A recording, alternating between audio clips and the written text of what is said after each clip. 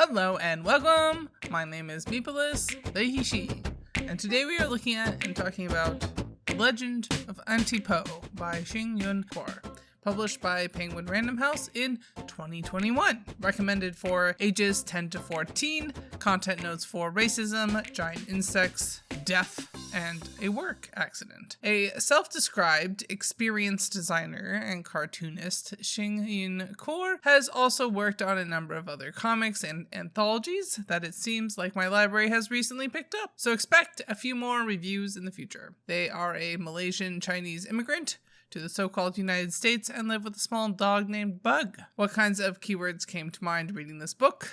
Family, community, crushes, legend, stories, pie, and fathers. The official summary is, quote, part historical fiction, part magical realism, and 100% adventure. 13-year-old me reimagines the myths of Paul Bunyan as starring a Chinese heroine while she works in a Sierra Nevada logging camp in 1885. Aware of the racial tumult in the years after the passage of the Chinese Exclusion Act, Mi tries to remain blissfully focused on her job, her close friendship with the camp foreman's daughter, and telling stories about Paul Bunyan, reinvented as Po Pan Yin, Auntie Po, an elderly Chinese matriarch. Anchoring herself with stories of Auntie Po, Mi navigates the difficulty and politics of lumber camp work and her growing romantic feelings for her friend B.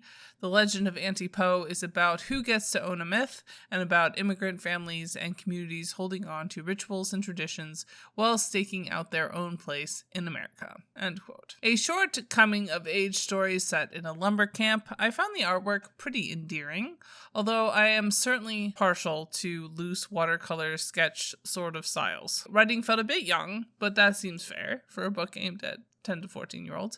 Khor does seem to explore a lot of pretty difficult topics and really pulls it off, in my personal opinion. The queerness was perhaps a bit too lightly applied and possible to miss if you don't read the summary. Race was obviously a focus of the story, and I really enjoyed the melding of history with folktale in a way that felt really organic and like how culture really happens. In their author's note at the end, Khor does acknowledge the omission of Indigenous people. They don't really explain why they did not include them, but do demonstrate a pretty fulsome understanding of the implications of logging, the displacement and theft of land, and how all different kinds of people are in some way complicit in the forceful colonization of the land. Might have worked better as an introduction, but such is life. Class was certainly highlighted more than I generally expect, particularly in a middle grade comic. Both race and class work together to limit many of our characters in different ways that feel very realistic and often glossed over. And finally, I may have forgotten something, but I don't think that disability came up at all. Overall, I enjoyed this book, would generally recommend it,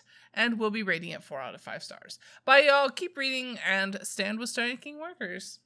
And as always, Literally Graphic is created on land that should be given back to the traditional landholders, which in this case is, to my knowledge, the Mississaugas of the Credit First Nation, Anishinaabe people, the Haudenosaunee Confederacy, and the Huron-Wendat Nation.